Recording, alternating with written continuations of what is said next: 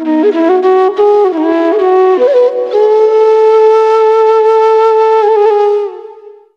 رحمة للعالمين الصلاة والسلام عليك مولا علي بن أبو طالب عليهم الصلاة والسلام الصلاة والسلام عليك ما فاطمة الزهراء عليهم الصلاة والسلام الصلاة والسلام عليك مولا إمام حسن عليهم الصلاة والسلام الصلاة والسلام عليك مولا إمام حسين عليهم الصلاة والسلام আসসালামু আলাইকুম 14 মাসুম 12 ইমামগণ আলাইহিমুস সালাতু ওয়াসসালাম আসসালাতু ওয়াসসালামু আলাইকা শাহাদাতে কারবালা শহীদগণ আলাইহিমুস সালাতু ওয়াসসালাম আসসালাতু ওয়াসসালামু আলাইকা আলী মুহাম্মাদের সকল স্তরের সদস্যগণ তথা নবী রাসূল পীর পায়গাম ওলি গাউস কুতুব আবদাল আরিফিন সাদিকিন সাবেরিন মুহসিনিন সকলের প্রতি দরুদ সালাম সংযোগ সমর্পণ জ্ঞাপন করছি এবং সিজদায়ে তাজিমি জানাচ্ছি আল্লাহুম্মা সাল্লি আলা মুহাম্মাদি ওয়া আলি মুহাম্মাদ সাল্লাল্লাহু আলাইহি ওয়াসাল্লাম।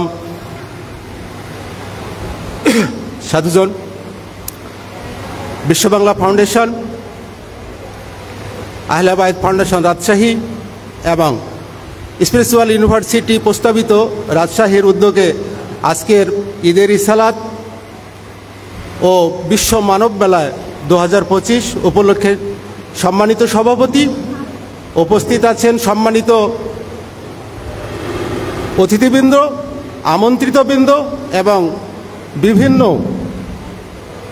তরিকার পীর মাশায়েখ, তরিকার আশেকান জাকিরান ভক্তপান সকলের প্রতি প্রেমময় ইসলামী পক্ষ থেকে, আহলে বায়তের পক্ষ থেকে, পাঞ্জাতনের পক্ষ থেকে সবার চরণে ভক্তি রাখছি।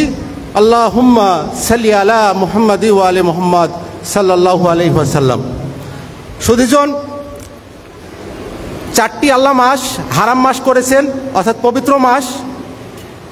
তার মধ্যে আমরা জিলহজ মাসের শেষ মাসে উপনীত হয়েছি। এই মাসে আল্লাহ ঈদের রিসালাত ঘোষণা দিয়েছেন। আমরা আমাদের সৌভাগ্য বলতে পারি যে আমাদের এই ধরনের একটি মঞ্চ থেকে আজকে মালার অভিষেক বা ঈদে গাদির আমাদেরকে বলতে হচ্ছে। এটা এই মাস অর্থাৎ সারা বছর মসজিদে মাদ্রাসায় এটা বলা উচিত ছিল, কিন্তু আমরা এমনই হতাশা জাতি যেটা আমরা আমাদের মসজিদ মাদ্রাসা থেকে এত শুনি নাই, বরঞ্চ আমাদের দেশের অধিকাংশ আলেম সমাজ এই দিনটাকে ইগনোর করছে, অস্বীকার করতেছে। এটার জন্য আমাদের জন্য বড় আফসোস। আমরা সম্ভবতই বাংলাদেশের মধ্যে মাওলানা সদরুদ্দিন চিশতি আলাইহিস সালাতু সালামের মাধ্যমেই আমরা এই ঈদের রিসালাতটা আমরা জাঁকজমটভাবে আমরা আসলে বুঝতে পেরেছি। এর অসংখ্য দলিল রয়েছে কোরআন এবং হাদিসে, অসংখ্য দলিল রয়েছে কোরআন এবং হাদিসে, কিন্তু আমরা যখন খুঁজে পাই অসংখ্য দলিল কোরআন এবং হাদিস থেকে, তারা বড় বড় ইউনিভার্সিটি থেকে এসে ডিগ্রি করে এসে তারা নাকি এই আয়াত এবং হাদিস পায় না। এটা আমাদের জন্য বড় দুঃখজনক। আল্লাহ তার আহলে বায়ত সম্বন্ধে কোরআনে যেগুলো কথা বলছেন, আল্লাহ বলছেন কুল্লা আসআলুকুম আলাইহি আজরান ইল্লাল মাওয়াদ্দাতা ফিল কুরবা। হে আল্লাহ রাসূল, আপনি দীর্ঘদিন সুদীর্ঘদিন নবুয়ত এবং রিসালাতের কাজ করলেন, মার খেলেন, দ্বন্দ্ব শহীদ করলেন, স্থান ত্যাগ করলেন, আরো কত কি, এর বিনিময়ে কোনো পারিশ্রমিক চাবেন না। সত্য কি? রাসূল পাক সাল্লাল্লাহু আলাইহি ওয়াসাল্লামকে আল্লাহ বললেন আপনি এর বিনিময়ে কোনো পারিশ্রমিক চাবেন না, তবে একটি বিষয় চাবেন, একটি জিনিস চাবেন, একটি পারিশ্রমিক চাবেন, আপনার উম্মত আমার বান্দারা তারা যেন আপনার আহলে বাইত, আপনার নিজস্ব ঘরের সদস্যগণকে যেন প্রাণাধিক মহব্বত করে।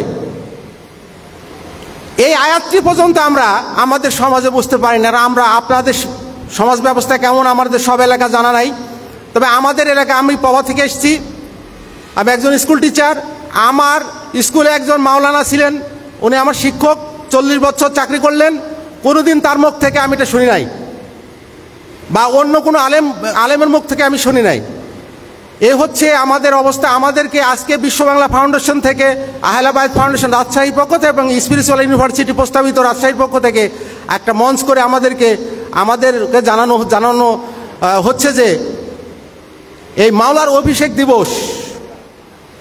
আমি আরও আশ্চর্য হয়ে যাই, সরি টু সে, আমি অনেক দরবারেও আল গাদির কি বা মাওলার অভিষেক কি এই বিষয়গুলো আমরা তাদের কাছ থেকেও জানতে পারি না। আজকের এই দিনে যদি সাক্ষ্য না চলে তাহলে আমার কিসের দরবার, কিসের তরিকা? যদি মাওলা আলী আলাইহিসসালাম যদি বেলায়েতের সম্রাট হন, যেখান থেকে সমস্ত মাওলাল মুমিনিনের উৎস, যত দরবার কেন্দ্রিক যেই শিক্ষা যেখান থেকে উৎস, সেখানে যদি সেই দিনটাই আমরা উদযাপন না করে থাকি তাহলে আমরা কিসের তরিকা করি? আমার প্রশ্ন। কিসের আমরা সাধনা করি? আত্মদর্শনের মাধ্যমে আমরা কিভাবে আল্লাহকে পাবো, রসুলকে পাবো, আহলে বায়াতকে পাবো, কিভাবে প্রেময় মোহাম্মদ ইসলামকে পাবো? প্রশ্ন এটা আমার। তো যা হোক, আল্লাহর অশেষ কৃপা, আমরা আপাতত আমাদের হাদি শাসুফি ডক্টর হাসিবুল হাসান রাজা, ওনার চরণে ভক্তি রাখছি। ওনার মাধ্যমে আমরা এই বিষয়গুলো অতি সুন্দর করে আমরা যে বুঝতে পেরেছি, এজন্য আল্লাহর দরবারে কোটি কোটি আমরা শুকরিয়া করছি, আলহাম করছি। আল্লাহ পাক যেন আমাদেরকে এই মাওলার অভিষেক দিবসকে শুধু দিবস হিসাবে না থেকে আমাদের জীবনের চরম এবং পরম অবস্থায় মাওলার যে দিক নির্দেশনা সে মতে জীবনযাপন করতে পারি, এবং আমরা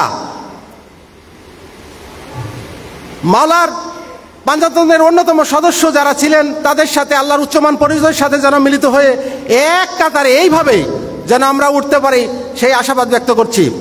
সাধুজন, আমরা আল্লাহর ইসালাত পৌঁছাইতে যেতে বললেন রসুল পাককে। মওলাদ ঘটল 18 জিলহজ, ঈদে গাদির হলো, গাদিরে খুমে 16 লক্ষ সাহাবি তারা পৌঁছে দিলেন, যারা ছিলেন না তাদেরকে পৌঁছাই দিতে বললেন। কিন্তু আমরা কি করছি? আমরা জানার পরে আমরা এই রিসালাতটা পৌঁছাতে পারছি? আমরা কি মাওলাকে সেই মনে প্রাণে বিশ্বাস করি? আজকে বিশ্বাস করতে হলে সারা পৃথিবীর 200 কোটি মুসলমানের মধ্যে একটিও বাকি থাকার কথা নয়। যখনই মাওলা আলী আলাইহিসসালামের পাঞ্জাতনের কথা বলা হয় তখনই তাদের একটা তকমা লাগাই দিয়ে যায়, তারা শিয়া ভণ্ড, এদের কোরআন আলাদা, এদের হাদিস আলাদা। কিন্তু আমার কাছে যথেষ্ট রেফারেন্স আছে, আপনারা দেখছেন, এগুলো সব রেফারেন্স। আমি তো আশ্চর্য হয়ে যাই, বাংলাদেশের এমন কোনো হাদিস বিশারদ নাই যে তিনি 18 জিলহজ বা গাদির খুম বা মামলার অভিষেক দিবসকে উল্লেখ করেননি। এবং কোরআনের তাফসীর, সবচেয়ে বড় বড় কোরআনের তাফসীর যেগুলো মাওলানা জালালউদ্দিন সুয়ুতী রহমতুল্লাহ থেকে শুরু করে বুখারী, ইসমাইল বুখারীর উস্তাদ মাওলানা সানাউল্লাহ পানিপথী থেকে শুরু করে সমস্ত রেফারেন্সগুলো আমরা এখন আমাদের মাওলার মাধ্যমে আমরা জানতে পাচ্ছি। এত সুন্দরভাবে গাদিরে খুম, ঈদের রিসালাত বা মাওলার অভিষেক যেটাই বলি, এত সুন্দরভাবে বর্ণনা দিয়েছেন তাদের নিকটতম সাহাবীরা। তাহলে আমরা কেন এতদিন এটা বুঝতে পারলাম না? কেন বিশ্ব বাংলা ফাউন্ডেশন থেকে এটাকে আমাদেরকে জানাতে হচ্ছে? আমার প্রশ্ন এটাই। তাহলে আমরা যে বেতনভুক্ত ইমামকে রাখি, তারা কি আসলে বেতন খাওয়ার জন্যই? আপনারা জানেন, এশিয়া মহাদেশের মধ্যে আমাদের ভারতবর্ষে 1781 সালে মাদ্রাসা প্রথম গঠিত হয়। কারা তৈরি করছেন? খ্রিস্টানরা তৈরি করছেন। তখন ভারতবর্ষের দায়িত্বে ছিল লর্ড ওয়ারিং হেস্টিং। 1721 সালে উনি মুসলমানদের বানাই দিলেন একটি মাদ্রাসা, হিন্দুদের বানাই দিলেন একটি কলেজ। দুই জাতিকে স্তব্ধ করে দিলেন। সিলেবাস কোথায় পেলেন? সিলেবাস পাইলেন ওই সেই লর্ডদের অনুমোদিত ব্যক্তি দ্বারা, টাকা খোলা মৌলবি দ্বারা। এই সিলেবাস, সেই সিলেবাস আজ পর্যন্ত আপনারা মাদ্রাসার দিকে লক্ষ্য করবেন, সেই সিলেবাস কিন্তু পরিবর্তন হয় নাই। কোটা করেছে যেটা রসুল পাকের ঘরের সদস্যদের কথাই আগে বলা উচিত ছিল, সেটা না কেটে ডাইভার্ট করে এই যে মাওলাল মুমিনিন শব্দটি কোরআনে নাই, কেটে দিয়েছে। কেন? এই পরম্পরায় তারা আত্মবিশ্বাস হবে, আত্মসংযমী হবে এবং তারা আল্লাহ রসুলকে খুঁজবে। তারা আল্লাহ রসুলকে পাইলে সারা পৃথিবী তারা শাসন করবে।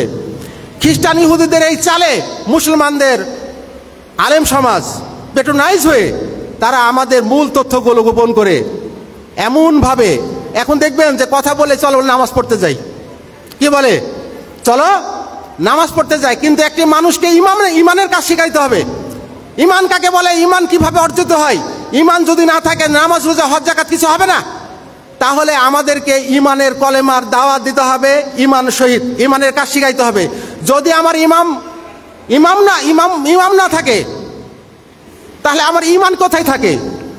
আমরা টাকা দিয়ে ইমাম নিযুক্ত করেছি। যখন এই মুসলিম সমাজে ইমামগণ টাকা দিয়ে বেতনভুক্ত হয়েছে তখন হয়ে গেছে চাকর।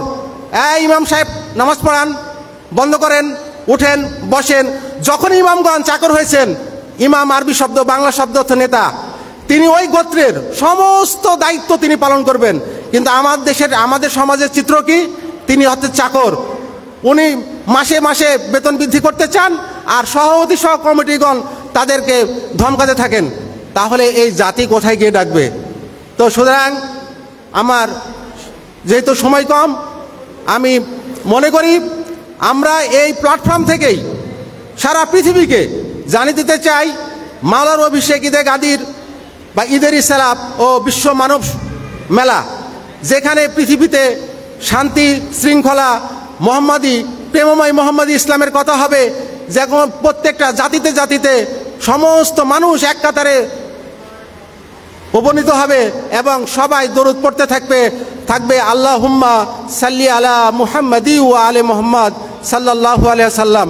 সবাইকে আবারও সবার চরণে ভক্তি রেখে আমার সংক্ষিপ্ত বক্তব্য শেষ করছি। আসসালামু আলাইকুম ওয়া রাহমাতুল্লাহি ওয়া বারাকাতুহু।